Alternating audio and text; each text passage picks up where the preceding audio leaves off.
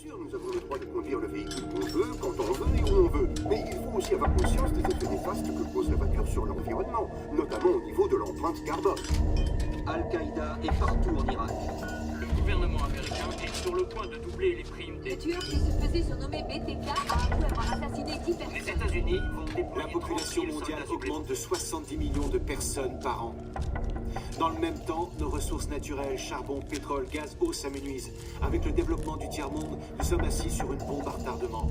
Prenez les forêts par exemple. Nous savons très bien qu'elles sont essentielles pour réduire les émissions de gaz carbonique. Et pourtant, qu'est-ce qu'on fait? On continue de ravager nos forêts pour développer l'agriculture, les villes, les énergies alternatives, ou des choses inutiles comme des fauteuils. Alors qu'on devrait unir nos forces et se battre pour faire avancer les choses. Il faudrait qu'on lutte contre le réchauffement climatique, qu'on lutte contre les inégalités sociales. Nos hommes politiques ne proposent que des solutions de fortune pour rassurer la population dans le seul et unique but d'être réélus. On a besoin d'un changement radical. La situation actuelle est devenue insupportable. Et pourquoi on accepte tout ça? Parce qu'au lieu de se concentrer sur des besoins, notre société est basée sur des désirs. Qu'est-ce qu'on nous apprend à convoiter depuis l'enfance? Un compte en banque bien rempli? Des voitures de sport, des téléviseurs à écran plat, la liposuction? Un lifting, ça va nous aider d'après vous? Non. Ça sert juste à flatter notre ego. C'est pas ça qui va aider le monde. Il faut vraiment qu'on se serre les coudes. Qu'on arrête d'être individualiste. Il faut qu'on unisse nos forces. Que notre pays, notre monde ne fasse plus qu'un. On a besoin de quelqu'un qui se batte pour ses idéaux. De quelqu'un qui pour une fois croit en ce qu'il dit. Qui croit en l'action. Quelqu'un qui fasse en sorte de changer le monde pour qu'il soit tel que nous voulons. Le plan de sauvetage des banques ne va rien arranger, ça ne va faire qu'aggraver les choses. Le gouvernement devrait rester à l'écart de tout ça. Il faut réagir très vite. Les crédits à taux variable ont suffisamment fait de dégâts comme ça et on n'a encore rien vu.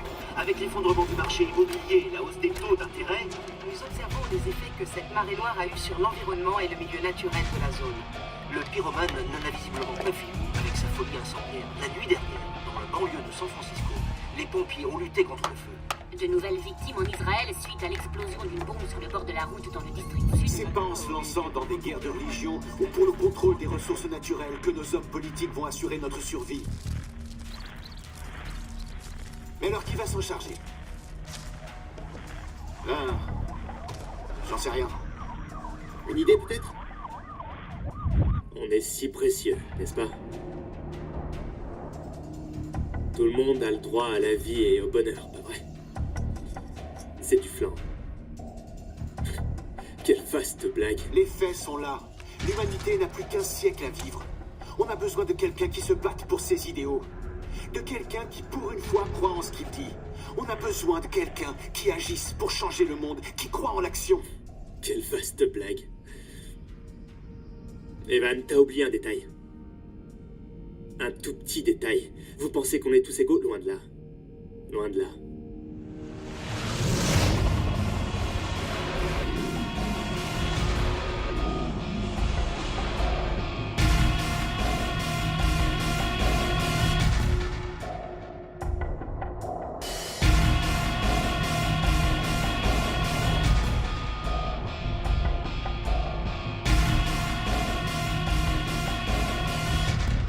C'est exactement ce que Nixon a fait aux Vietnamiens à la fin des années 60.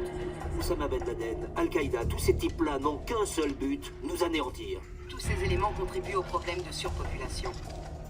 Les gens n'arrivent pas à comprendre le danger que ce pays représente pour le reste du monde. Rendez-vous compte, il suffit de 15 millilitres de ce produit chimique dispersé dans l'air pour tuer 1 million de gens. La société et les individus avec plus d'humanité, il faut changer les choses de manière à préserver notre mode.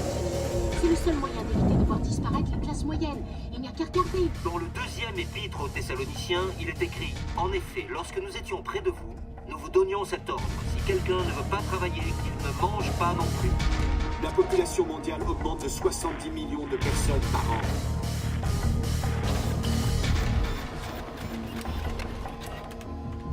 Et pourquoi on accepte tout ça? Parce qu'au lieu de se concentrer sur des besoins, notre société est basée sur des désirs. Qu'est-ce qu'on nous apprend à convoiter depuis l'enfance? Un compte en banque bien rempli? Des voitures de sport? Des téléviseurs à écran plat? La liposuction? Un lifting, ça va nous aider d'après vous? Non. Ça sert juste à flatter notre ego. On a besoin de quelqu'un qui se batte pour ses idéaux. De quelqu'un qui pour une fois croit en ce qu'il dit. On a besoin de quelqu'un qui agisse pour changer le monde, qui croit en l'action. Quelqu'un qui fasse en sorte de changer le monde pour qu'il soit tel que nous le voulons. Voilà ma solution. Je m'appelle Evan Drins. C'est une idée. C'est sûrement le pire tueur que le monde ait connu.